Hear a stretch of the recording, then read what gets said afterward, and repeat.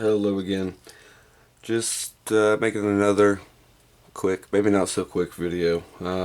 Just thought to myself, well, I didn't really go over any of the electronic loads when I was making the video about the charger, the whatever the hell it was, this thing, the 4-port, 8 amp, 5 volt buck converter. So I wanted to go over each of these real quick, and I was going to test a couple things. Maybe this, I don't know. I think this is supposed to be a I guess the brain box for a LiPo battery pack, or a lithium ion battery pack, where you could parallel like 6 cells and then it pumps it up to 5 volts, whatever. This is 5 volt to, I don't know, output. So we're going to test this when dealing with these. These two down here, the smaller ones, they are actually powered by the supply itself. There's no independent supply for them like these two have. I believe both of these took 12 volts or so. Not really sure. Yeah, DC 12 volts, and from the supply itself goes over here or into the little JST connector. But let's try to keep a bit of an order to this. So I'll put those away for now and bring this. This is a Raspberry Pi charger, 5 volt, 3 or 4 amp, I think. So let's just see. This is the one that I was having trouble with during the testing. One of them that I was having trouble with. It just was a pain in the ass to deal with it. It's kind of hard to see, so I'll try to zoom in best I can.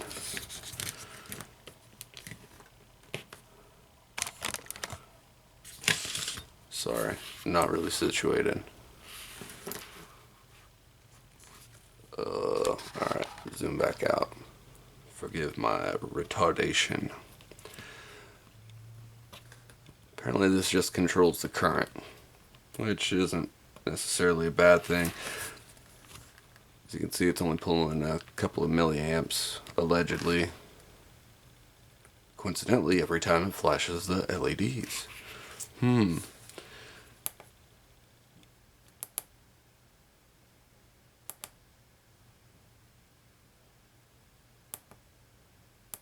Alright, so whenever you press the left button, it's just going through the voltage that it's receiving through the clacker there, the amperage that it's taking, which is none currently, and the power. So let's go ahead and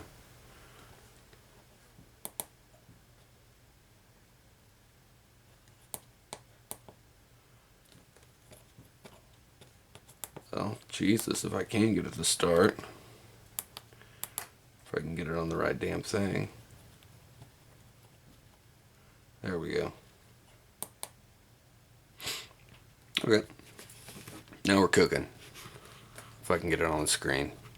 Terrible. So this is saying 44, 44. Let's 2.2, I don't care about that. 5.1, 5.1. Let's just read this one. It's a lot easier, and it's going to be just as accurate. It's pretty sad that, quote, good Raspberry Pi charger that you paid 20 or 30 bucks for has already dropped down to 5 volts. Just over a half. Bastard. I guess that's not too terrible. Another charger that I have was already dropped down to like 4.5 volts when I was at 700 milliamps, so it could be worse.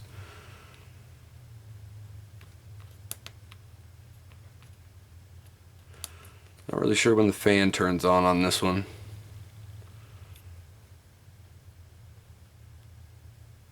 It's probably got an actual temperature sensor, because the blue one here that runs off of the supply, it just turns the fan on over a certain wattage, which would have been past right there. I think it was 7.5 watts.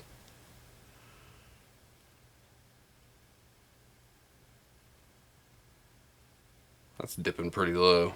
It could be because I'm going through this bullshit little thing here.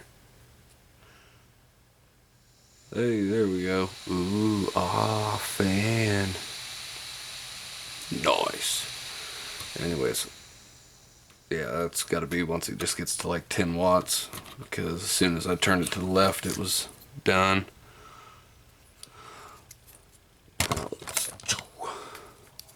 Take a look, see. So they got an LM317 there. I assume it's to just adjust the voltage to get it good for the LEDs, the micro. Oh, I don't know what that one's doing. So that's a LM324. Got a current sense resistor there. Got another voltage regulator. That's probably regulating for... Oh, no, that's pretty damn far away from there.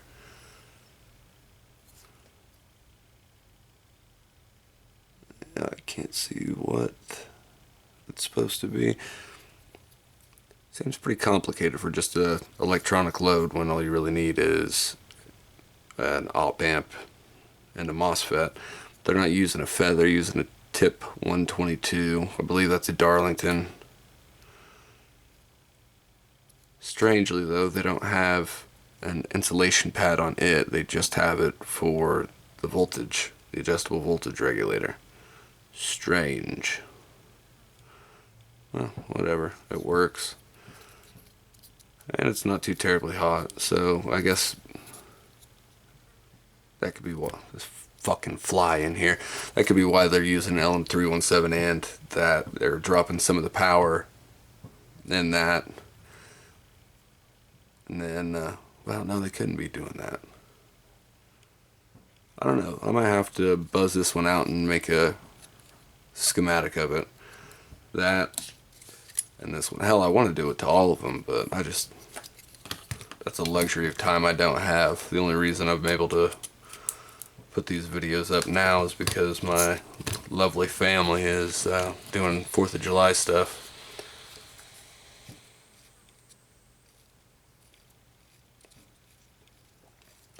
So yeah, this one, same thing, except instead of a 10 or 15 turn pot, this one actually has a rotary encoder on it. Buttons to set. I think this one actually has a limit and warning that you can put on it. They don't have a 317 on it, but they are using a tip 122 again, a 5-volt voltage regulator, a little micro to control the LCD LM224. So they got the fancy one. They put a couple extra cents into that one. I don't think they're using all of the op amps, so it looks like the number 4 amp is not doing dick. But this one has a nice USB-C, mini USB. Plug it in just to the USB itself, or you can put a couple wires in there. It of course didn't come with that. I grabbed one out of my parts and put it in, and then just colored one side black so I didn't dick it up that way. But anyways, well, I don't know what that micro there is doing, because they got micro underneath there, and I would venture to bet that that one is what's running the screen. Yeah, I may very well have to buzz this out, because I'm curiouser and curiouser. So now we'll go ahead and get to this guy over here. Let's plug him in. Ooh, nice. Get readjusted. I'm about to murder this fly.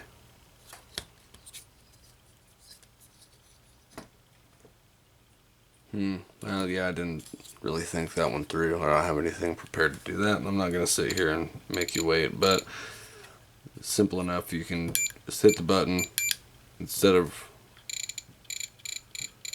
having a potentiometer. It has, you get another rotary encoder. You can go down all the way to 200 milliamps. That's kind of a lot.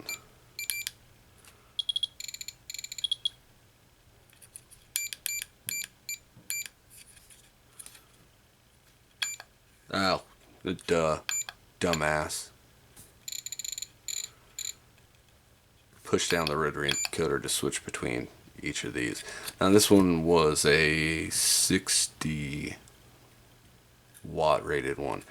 These ones over here, obviously not 60 watts, but they're cheap. $7 and $10, I believe. They both have USB-C inputs, regular USB. So it's, all in all, it's not bad. And I don't know if you can see that well, but they got the nice beefy contacts for the power ones there, so you're not going to be losing a whole hell of a lot of power from the dicky little contacts that are usually in the USB ports. But if you're going from shit like this that's not meant for power applications, where it's not huge and beefy, then it's irrelevant what kind of contacts the loads have. This one has a whole lot of interesting stuff on it, and it's all on one side. Looks very nice, except for the hand soldering they did to get the tracks beefier to drop more power. Has an actual thermistor in there, so it's not turning this on at some arbitrary wattage. Got a true to God FET, and I can't even see what the numbers on that one are. Trying to gooseneck, not get my face in there. Hold on one second. Look at my hand for a minute. Ooh, STPS 3045CT. So yeah, that's another voltage regulator, I think. 272 op amp, another voltage regulator, a few diodes, an inductor. So I wonder if they're doing a little buck converter on there. Yeah, I really have to take the time to reverse engineer these, because they are, it's interesting to see how many designs can be done for just one thing. Then we get to this beast, 150 watts. It is one of the diymore things. This one, $15 from Supper Star. Not Super, Supper Star. I like him. He's a good seller on eBay. I've never had any problems with him.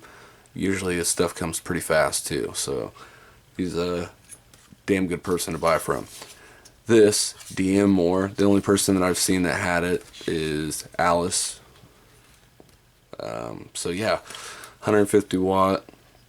Got a huge heat sink on there. I was expecting it to be this size, which I can tell you what size it is as soon as I grab a measuring utensil. So it's about 7 centimeters by 10. Yeah, 7 by 10. This big guy here, 9.5 by 15. Oh God, it's huge. Downside, I can't see what the package is. I need to see the package. I want the package, but I can't. Good, but I can't. I'm sure eventually I'll take it apart. I don't like how it's just shitty one-turn potentiometers for this. I mean, I like the screen. I like the big button. But when I first got it, although it came with instructions, I do appreciate the instructions. It was, I don't know, a little confusing for a dumbass like myself, because I thought, like this one over here, it was powered on the side. Wrong. That's actually for your load, whether you're doing a power supply or whatever. These ones are all load. And it took me until today to realize that it actually has, this is where you put the power. So you put your 12 volt plug pack in there and let her rip. Got a triple JST connector for the receive. What? Why would they put that on there? Whatever. Dumbasses. And it's got the slew of connectors. It actually has the mini and the micro. C and regular USB are obligatory. Nice beefy contacts over here for crimping down your power supply. Just the one button. Kind of difficult to get a feel of it. Naturally, I dicked up and was going through on the fourth click. No, fifth. Alright, 150 volts, whatever. What is this? I held it down.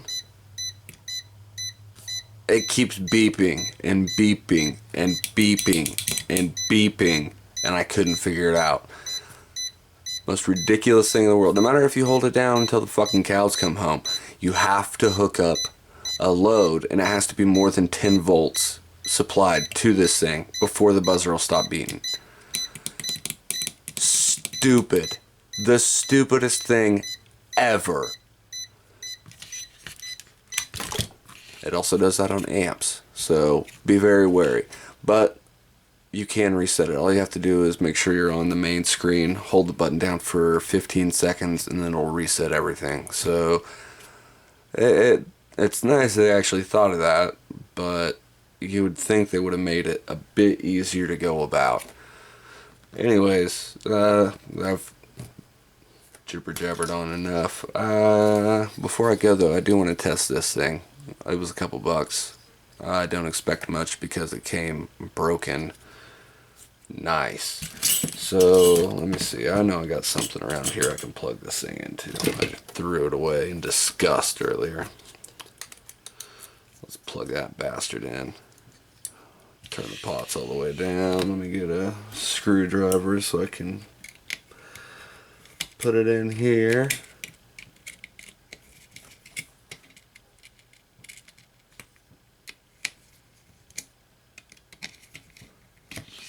And then plug it in. All right.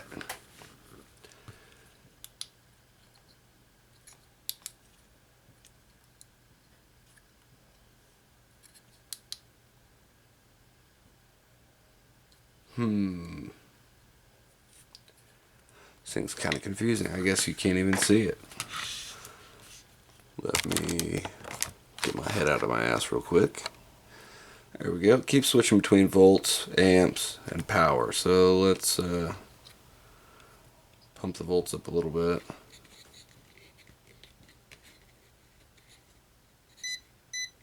That goddamn beep.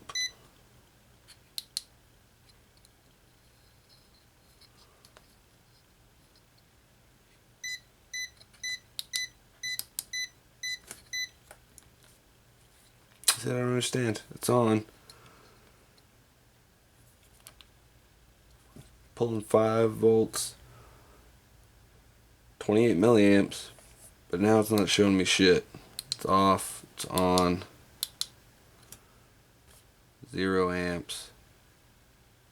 Oh, I'm saying 5.9 volts. This is pulling 6, but 0 amps. Wonder how far do I turn?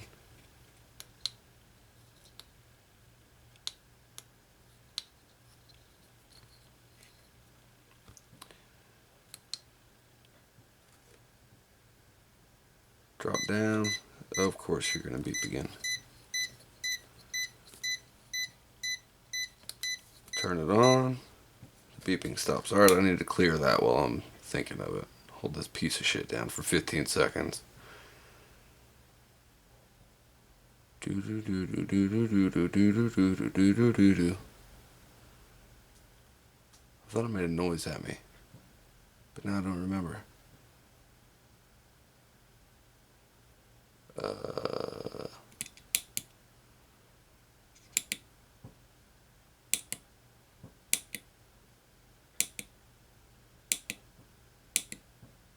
Son of a bitch.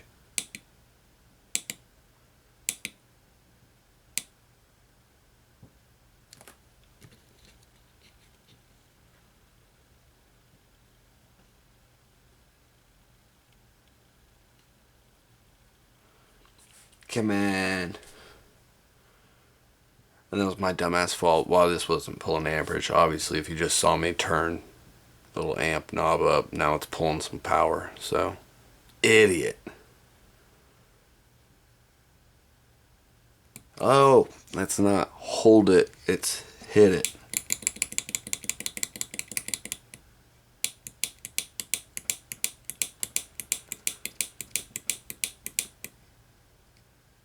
Right?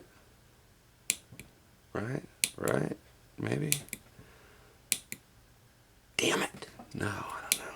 Son of a bitch. It has something to do with 14 or 15. You gotta be smarter than this thing, though. So,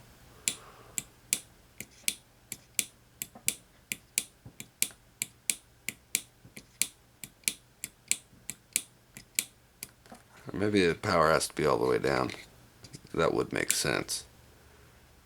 Or would it? I don't know.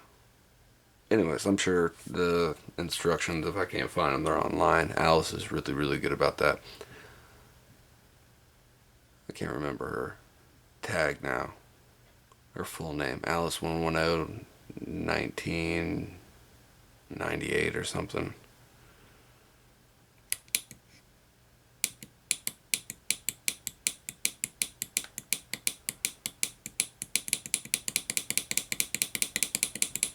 Could have swore I made a beep. There's no beep. There's no beep. What the beep?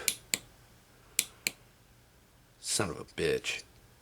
Anyways, that's it. I give up. I'm not dicking with this thing anymore. It's hot in here. I need to turn my fan on. Sweating balls. But that's it for now, I guess. Maybe I'll make a video of me fixing my function generator since I broke it. Sigh. Anyways, bye.